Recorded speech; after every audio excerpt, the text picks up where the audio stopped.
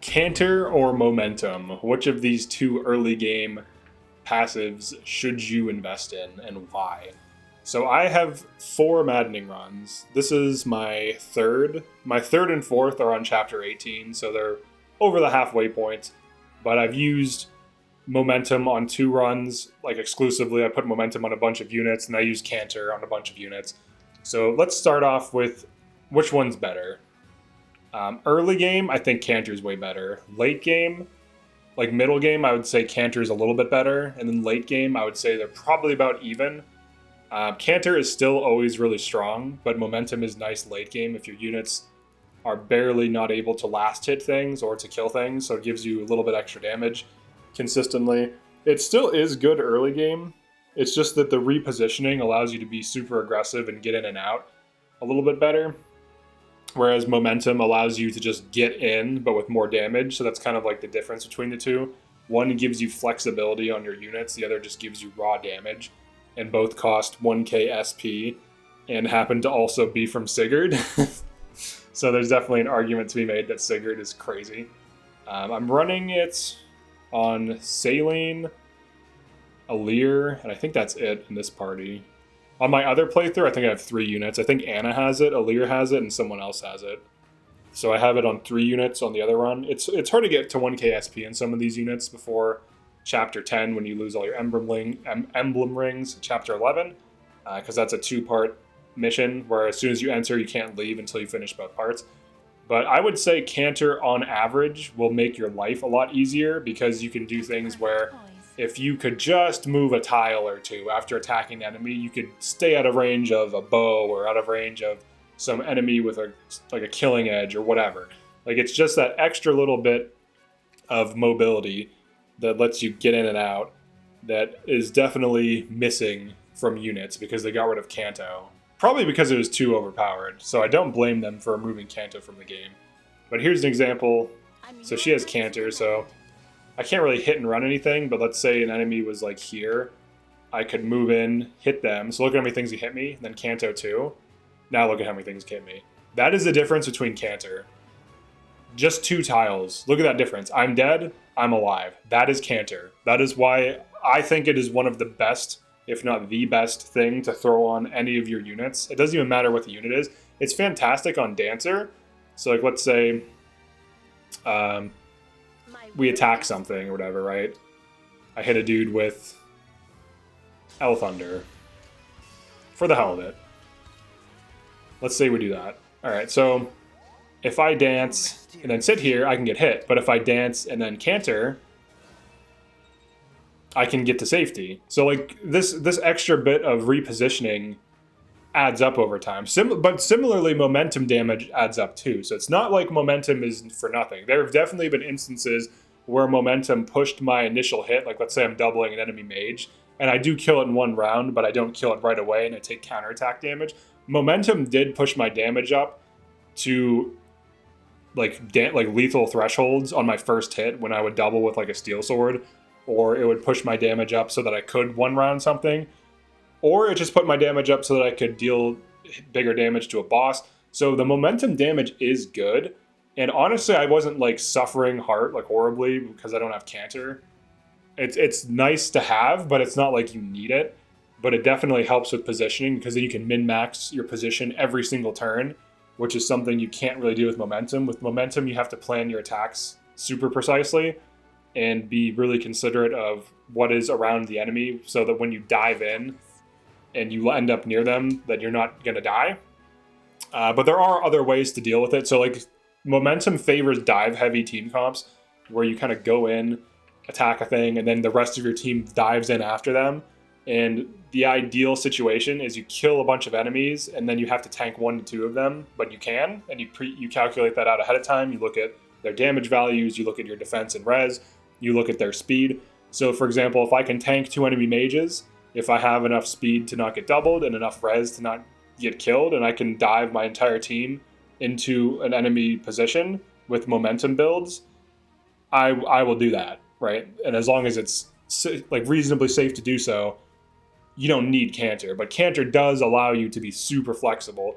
And on units like a Dancer, you wouldn't run momentum on Sadal. It doesn't make sense. He's going to be dancing every turn. So he really wants to be used in such a way where he dances and repositions. And this helps him stay with your army, so it effectively puts him at 7 move, because you can move 5 and then dance and then Canter 2. So, and then once he gets Canter Plus, which if you look at his SP, he's at 300 right now. He usually hits Canter Plus probably like by chapter 20, 21, 22. And when he gets Canter Plus, he dances and they can move 3 tiles, which is crazy. So he has effectively 8 move. So he can run up to someone 5 tiles away, Canter 3 tiles like more. So he can actually be hyper aggressive with dives and stuff like that. So Canter on him enables aggression. And it does also enable aggression on other units because you can attack and advance. But the momentum damage can be nice. Depends on the class. Like certain units, like Panette, you just throw a Brave Axe on her. I know some people hate her on Berserker because of the dex cap, but honestly, I just don't care. I'm just going to see how far I can push her just on Berserker on this particular run, just to see how it works. Because it has slightly higher strength and build growth, but the build doesn't matter for the Brave Axe. It only matters for like the Tomahawk, which I think she can use anyways without it affecting her movement.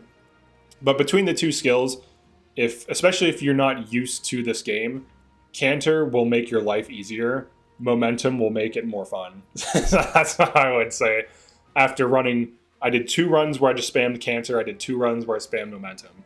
And honestly, Canter is definitely much stronger, but Momentum is kind of fun with some builds.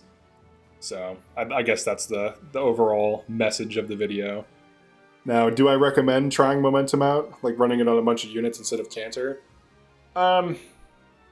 Yeah, especially if you're used to Canter, if you want to make the game harder on yourself, if you want to try like a more dive-oriented approach where you're basically forced to set up traps for like groups of enemies and then dive in on them. Now, that doesn't mean you always have to dive. Like you can still use things like Bond Shield. So for example, if I want to create a Bond Shield, let's see. I think these are all melee units. Steel swords. All right, so I think they're all slow as well. Yeah, reasonably slow. All right, so let's do... So I can still do like a Bond Shield. Let me see, can you make it? I hear you. All right, she can make it. So she's going to sit here. We're still going to do a Bond Shield. So you can still do defensive tactics. Like you don't have to dive in just because you're running Momentum. It's just like this map in particular forces you to be turtley like this and use tactics like this. But you can totally get away with defensive tactics using tanks, and then when it makes sense to dive, then you can dive. But obviously Canter doesn't really help you here either, because if you're using Bonded Shield, you don't get to Canter afterwards. The only units who would be helped are the Bonded Shield targets who can attack and then Canter back into position.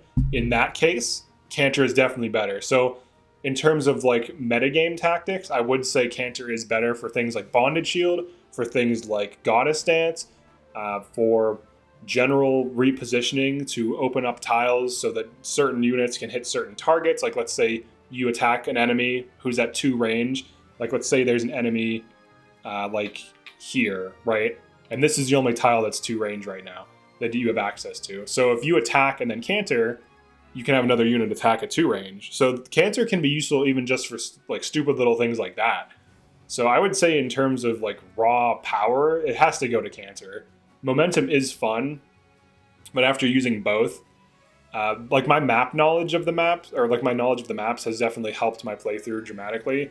But I would say without that map knowledge, running Momentum has kind of hurt my team comp overall. If I had Canter, the game would just be much easier because I don't have to calculate as much, because I can get in and out more consistently instead of getting in and then needing to stay in and needing to dive in after. But I do favor aggression when the game allows. But for maps like this, like how are you going to be aggressive? You can't kill...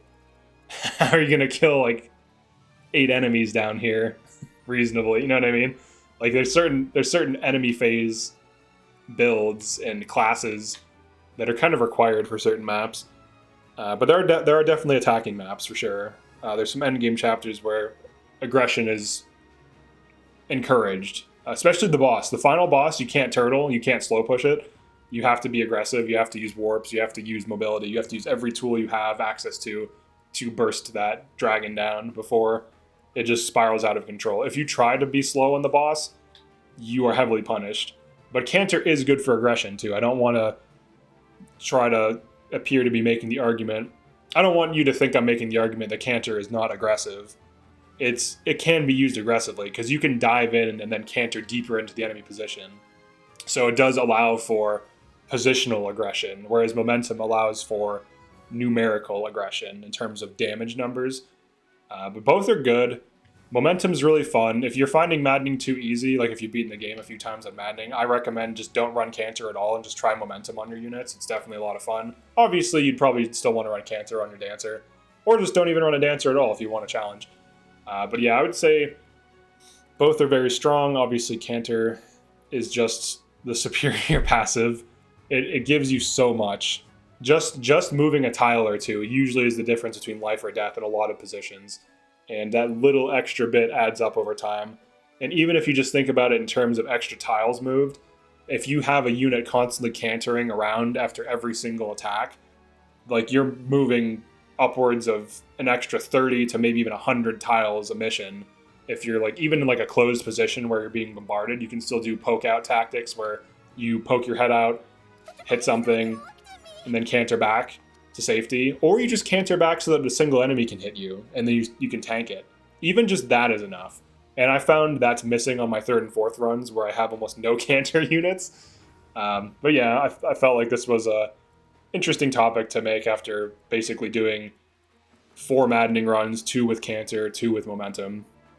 Now, what are some other good contenders for like your first 1K SP for early game? I don't really think there's much. There's things like Lance Power, but Strength plus 2 does the same thing at the same price point, but obviously Strength plus 3 is 2K and Lance Power 2 is 1K more. So 2K total for plus 4 damage, minus 10 avoid on Lance Power, plus 3 Strength, which costs 2K. So like the price difference, like it's the same price, but like you get 1 extra point of damage on Lance Power at the cost of avoid. That's on Roy, so you can get Strength plus 2 early, that's 1K. There's other little things, like some of the Marth stuff is decent. But I would say Canter is like one of the main things you're going to be aiming at early game. And Momentum seems like a decent thing to run as well. But yeah, that's it for this one. Definitely like and subscribe. Let me know what you think about the 2 skills. Or also feel free to drop a comment as to which skills you like to run early game and why. I know the DLC adds new stuff. I haven't had a chance to play with it because I'm still just doing base game guides. And it's hard to say how I would balance Maddening runs for myself with given all the extra resources of the DLC, because they hand you SP books, and I feel like if you handed me SP books plus all those silver weapons, like the game would be way too easy. I'd have to like gimp myself somehow. I'd have to like restrict something in order for it to still present some kind of challenge. And that's unfortunate because I do want to play with the DLC. So maybe I just run like fewer units or something. That'd be the way to do it. All right. Thanks for checking this out. Peace.